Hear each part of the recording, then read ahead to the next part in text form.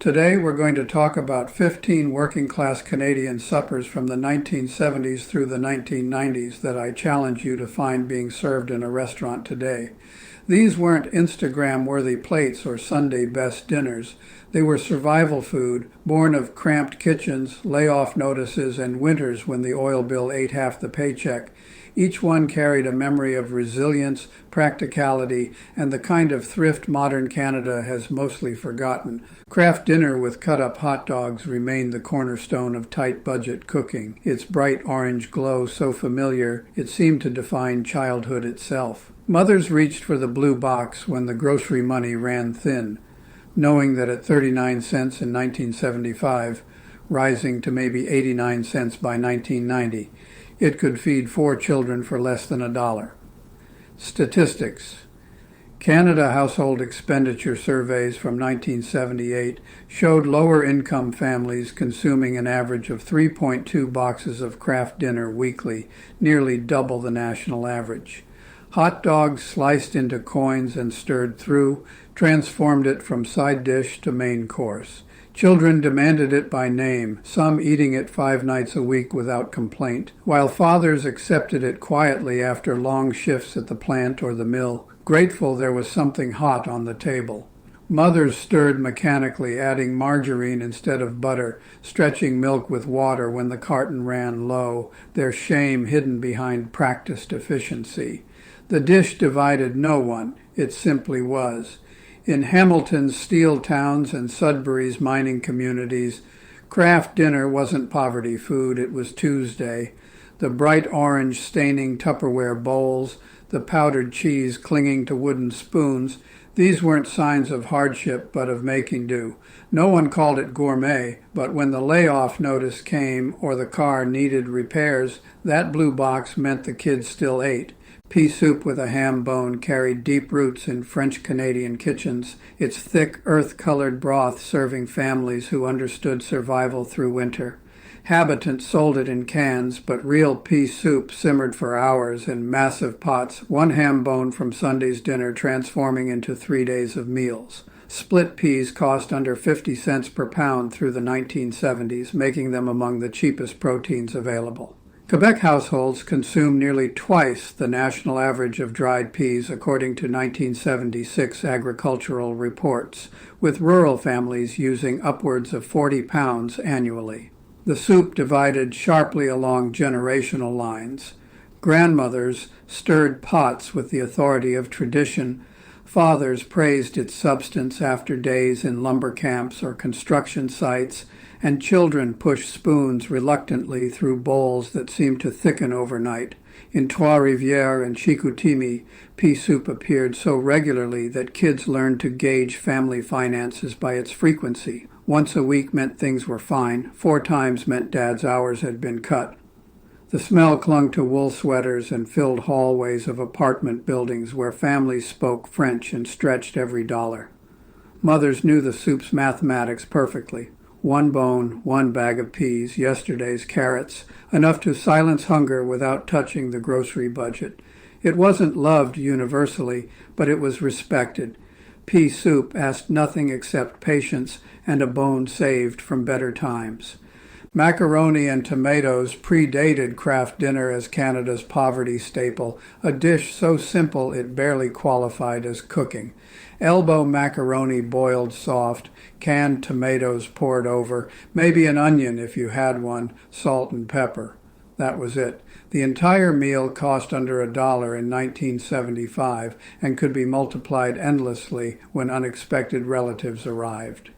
Prairie families made this weekly, particularly in Saskatchewan farm communities where grocery runs meant 40-kilometer drives and pantry staples ruled. You ate it from bowls with a spoon, the tomato juice pooling at the bottom for soaking with bread. Statistics. Canada food expenditure data from 1979 showed canned tomatoes among the top 5 purchased items in households earning under $15,000 annually, with Western provinces leading consumption. Children ate it without fuss because they understood the unspoken equation. Macaroni and tomatoes meant the power bill got paid. Fathers consumed bowls silently, sometimes adding hot sauce if the budget allowed, their lack of complaint speaking volumes. Mothers served it most often on Thursdays, that dead zone between paychecks when the fridge held little else. In Winnipeg's North End and Regina's working neighborhoods, this wasn't a recipe passed down with pride.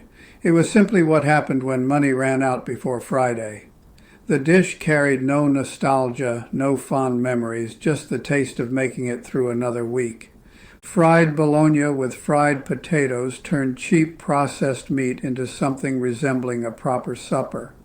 A tube of bologna at $1.29 in 1980 could stretch across multiple meals, and frying it made even the cheapest brand, often labeled luncheon meat, taste intentional. Mothers sliced it thick, scoring the edges so it wouldn't curl, then fried it in its own grease before adding sliced potatoes to the same pan. The smell filled small kitchens, salty, fatty, unmistakable.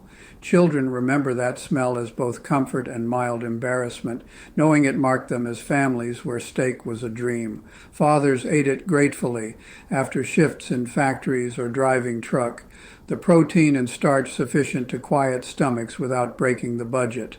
Statistics Canada surveys from 1982 showed processed meat products accounting for 18% of total meat purchases in households earning below the poverty line, with bologna and wieners leading.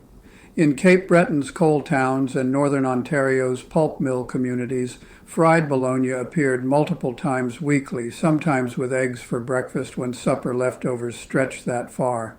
Mothers fried it because it was cheap, because it lasted, because when the bologna ran out there was often nothing behind it. The dish required no recipe, no planning, just a knife and a frying pan and the knowledge that this was what poor families ate.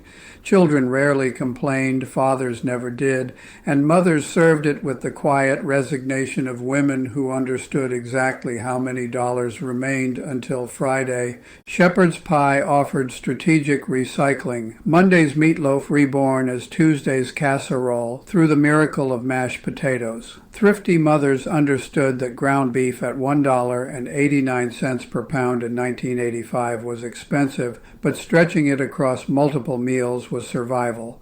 Sunday's meatloaf became Monday's sandwiches, and whatever remained got crumbled into a pan with canned corn and peas, buried under yesterday's mashed potatoes, and baked until the top browned.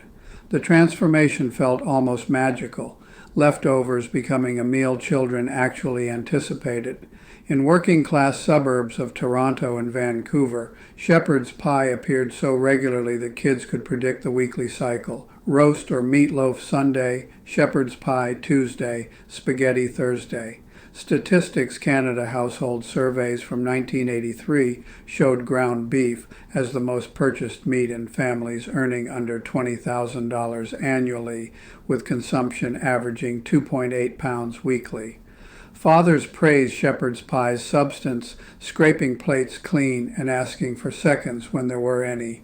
Children fought over the crispy potato edges, and mothers quietly calculated how far 1 pound of beef could stretch, 3 dinners if managed properly, 2 if someone came home hungry. The dish divided no one because it solved the central problem of tight budget cooking, making Sunday's small luxury last until Wednesday. Cabbage rolls carried Ukrainian and Polish traditions into Canadian poverty cooking, transforming a head of cabbage and a bit of ground beef into enough for 6. Cabbage cost 29 cents per pound through most of the 1970s, making it one of the cheapest vegetables available year-round.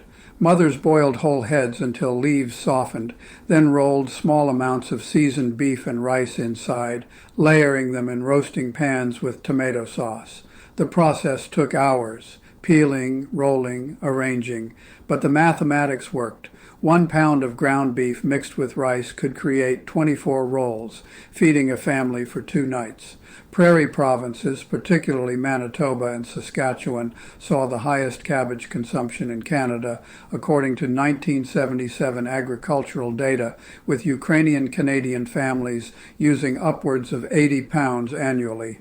Children remember the smell sweet cabbage and tomato, filling apartments and bungalows every Sunday. Some loved them, others picked through reluctantly, but fathers consumed them steadily, the carbohydrates and protein sufficient after days of physical labor.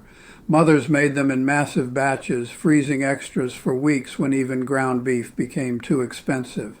In Winnipeg's North End and Vegreville's Ukrainian communities, cabbage rolls weren't exotic.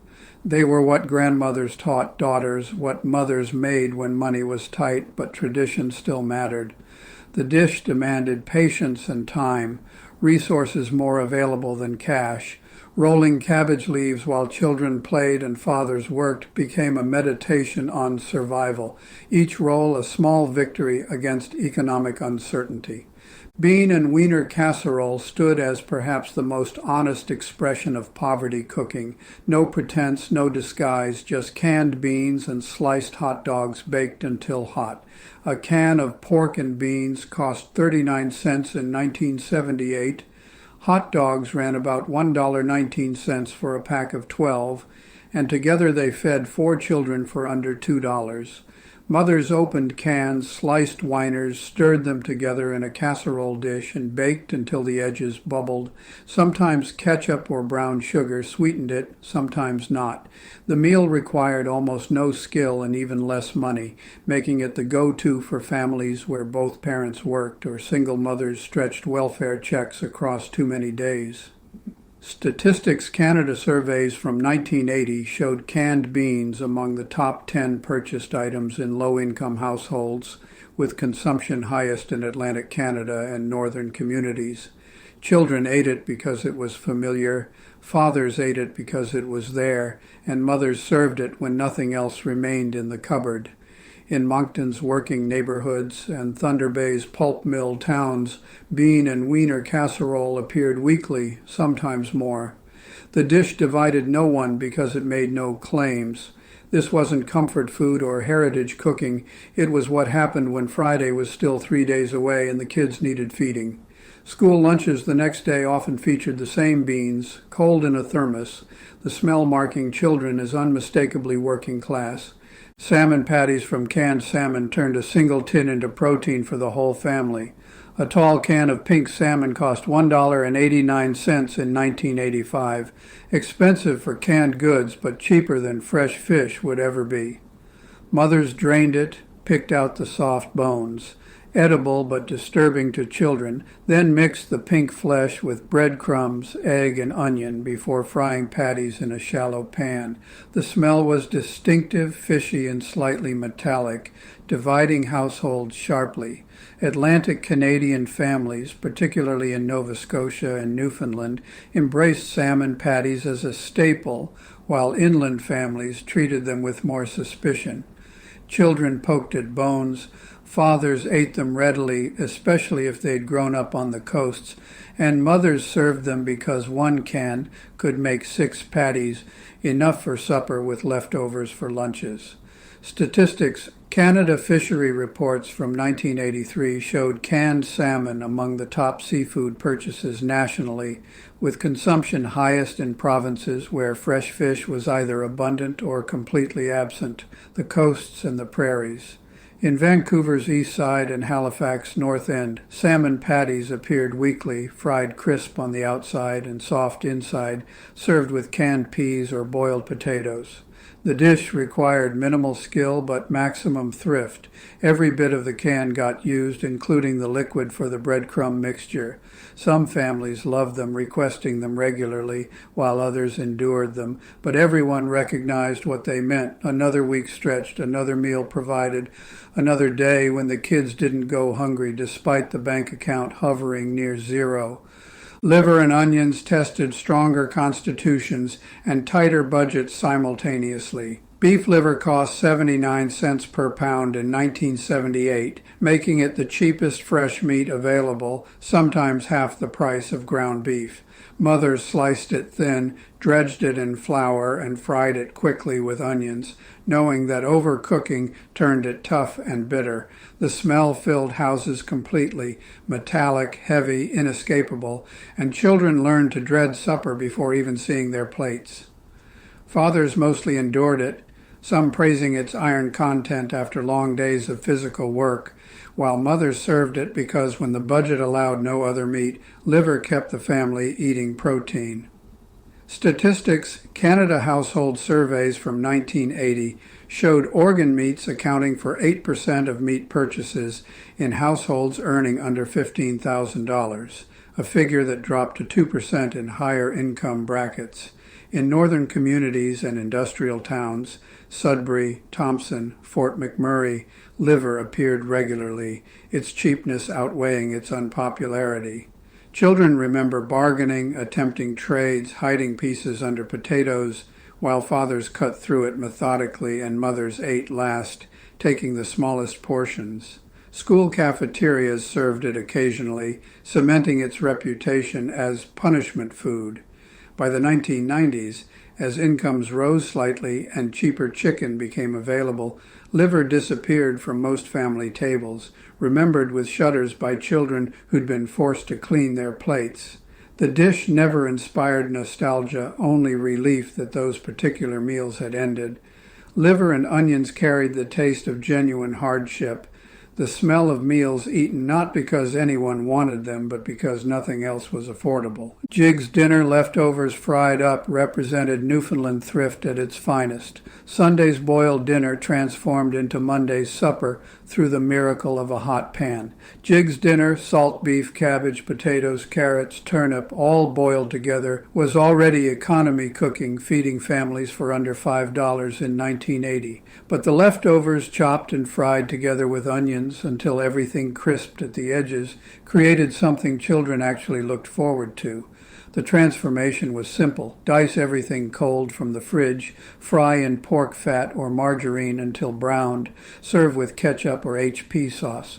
The smell of frying cabbage and salt beef filled kitchens across the island, marking Monday evenings as reliably as church bells marked Sunday mornings. Children remember fighting over the crispy bits. Fathers praised it as better than the original dinner, and mothers valued how far one salt beef brisket could stretch. Sunday dinner, Monday supper, Tuesday lunches if managed carefully. Statistics Canada Food Surveys from 1981 showed Newfoundland households consuming more cabbage, turnip, and salt beef per capita than any other province, with rural communities using upwards of 60 pounds of salt beef annually. In St. John's row houses and outport communities, fried Jig's leftovers weren't innovation. They were tradition, the way mothers had always extended Sunday's plenty through the week. The dish required no recipe because everyone knew it, passed down through generations who'd survived on what the sea provided and what could be preserved through winter. By the 1990s, as younger Newfoundlanders moved to the mainland for work, they carried the practice with them, frying up leftovers in Toronto apartments and Alberta work camps, the smell briefly transporting them home. Spaghetti with ketchup represented the absolute nadir of poverty cooking, served in households where even a jar of pasta sauce was too expensive. A box of spaghetti cost 59 cents in 1980, a bottle of ketchup cost 89 cents and lasted weeks. And together they provided something resembling an Italian dinner for families who'd never seen Italy. Mothers boiled pasta, drained it, squeezed ketchup over the top, and served it to children who knew better than to complain. Some families upgraded to canned tomato soup when possible, heating it to use as sauce, but ketchup remained the baseline, the thing you used when nothing else was available. The dish tasted exactly like it sounds, sweet, vaguely tomato-flavored, deeply wrong. Children ate it because they were hungry, fathers ate it because not eating meant the kids got more, and mothers served it while calculating how many days remained until payday and whether they'd make it. Statistics: Canada data from 1982 showed pasta consumption climbing steadily across all income brackets, but preparation methods divided sharply by class. Higher incomes bought jarred sauce, middle incomes made it from canned tomatoes, lower incomes used ketchup or soup. In Toronto's Parkdale and Vancouver's East Hastings, spaghetti with ketchup appeared weekly in some households, the bright red sauce marking children as poor as obviously as hand-me-down clothes. School lunches sometimes featured cold leftovers. The ketchup congealed into something even less appetizing. Nobody loved it, nobody defended it, and by the 1990s, most families refused to admit they'd ever served it. Spaghetti with ketchup carried pure shame, not the honest poverty of beans on toast or the heritage of cabbage rolls, just the desperate mathematics of feeding children when you had nothing. The taste lingered anyway, sweet and wrong, a reminder of meals eaten not because anyone chose them, but because choice was a luxury that cost more than 59 cents plus ketchup. Fried egg sandwiches solved the supper problem when the fridge held almost nothing. A dozen eggs cost $1.09 in 1983. White bread ran 79 cents. And together they provided protein and carbohydrates for less than 30 cents per person. Mothers fried eggs in margarine, slapped them between bread slices, and called it dinner. Sometimes ketchup dressed it up, sometimes not. The meal required minutes, no skill, and minimal dishes, a victory when both parents worked or single mothers juggled multiple jobs. Children ate them without enthusiasm but without complaint. Fathers consumed them quickly before heading to night shifts, and mothers often skipped eating entirely, claiming they weren't hungry so the kids could have seconds. Statistics Canada surveys from 1984 showed egg consumption averaging 18 dozen per household annually in lower income brackets, significantly higher than wealthier families who bought more varied proteins. In single-parent households across Canada, nearly 11% of all families by 1986, fried egg sandwiches appeared multiple times weekly, particularly toward month's end when budgets had stretched to breaking. The dish divided no one because it was too simple to inspire opinions. This wasn't cooking, barely even meal preparation, just the mechanical process of keeping children fed when poverty made everything else impossible. In Winnipeg's North End and Halifax's Uniacke Square, mothers fried eggs at 6 p.m. while still wearing work uniforms, the sandwich eaten in front of the TV because sitting at the table somehow made the meal's inadequacy more obvious. Nobody remembered them fondly, nobody requested them in adulthood, but everyone who'd grown up poor remembered them.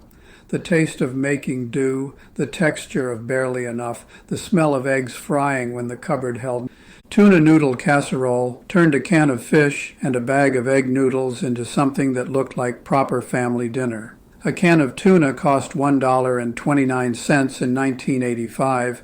Egg noodles ran about 79 cents per bag. A can of cream of mushroom soup cost 59 cents, and together they fed 6 people for under $4.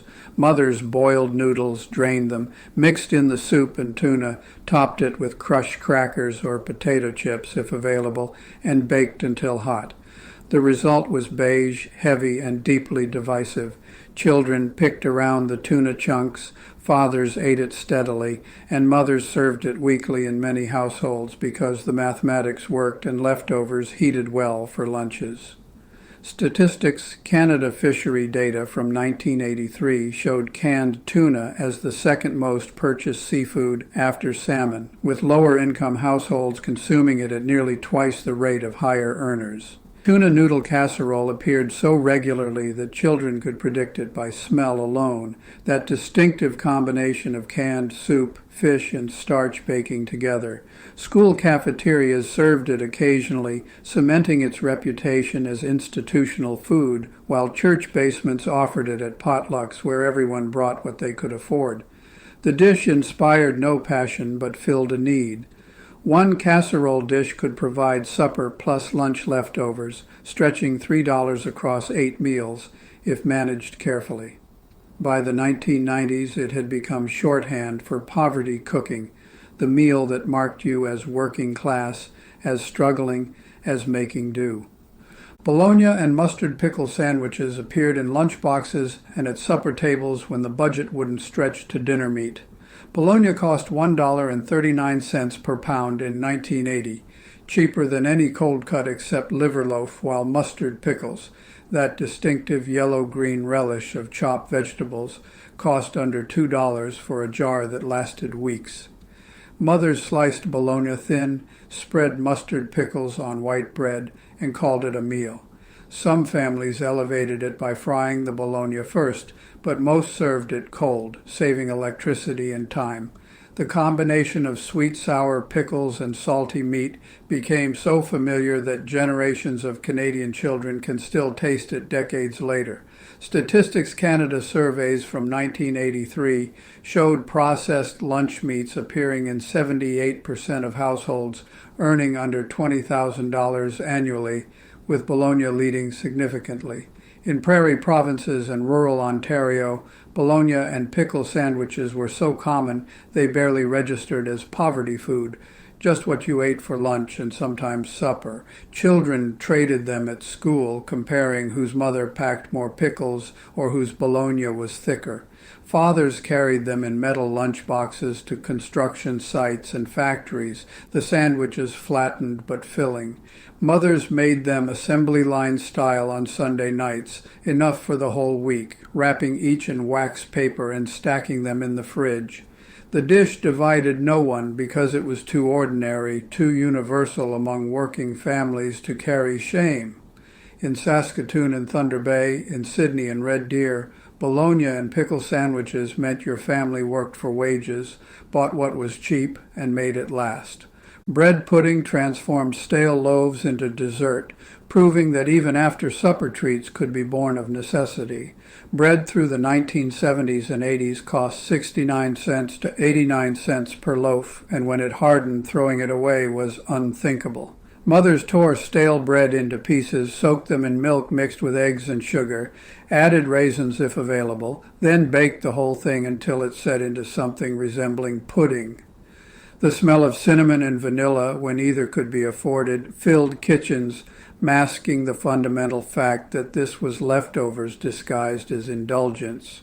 Children remember the texture divided them sharply. Some loved the custard-soaked bread, others found it soggy and strange. Fathers praised it as proper dessert, often requesting seconds, while mothers valued how it made yesterday's bread feel like today's treat. Statistics Canada household expenditure surveys from 1982 showed bread consumption averaging 3.8 pounds weekly per household in lower income brackets, with virtually no waste reported. Every slice got used somehow. In working neighborhoods across Canada, Winnipeg's West End, Toronto's Parkdale, Vancouver's East Side, bread pudding appeared whenever loaves hardened, which meant weekly in most homes. The dish carried Depression-era memories for grandmothers who'd lived through genuine hunger and taught their daughters that waste was sin. By the 1990s, as fresh-baked goods became more affordable and bread got thrown away without guilt, bread pudding became a rarity, remembered as grandma's dessert, something you ate out of nostalgia rather than necessity. But for families in the 1970s and 80s, where every penny mattered and waste meant disrespect, bread pudding was proof that even stale crusts could become something worth eating.